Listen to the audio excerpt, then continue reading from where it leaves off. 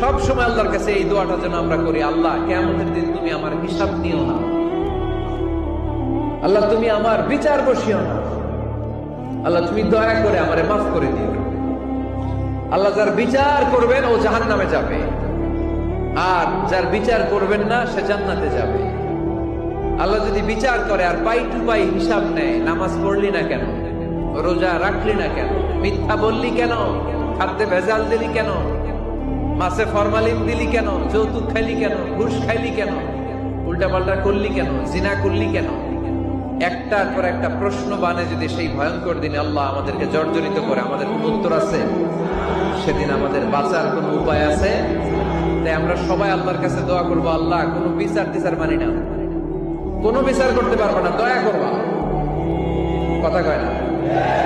কি করবে? এবার আওয়াজ করে বলেন, বিচার চান না দয়া চান?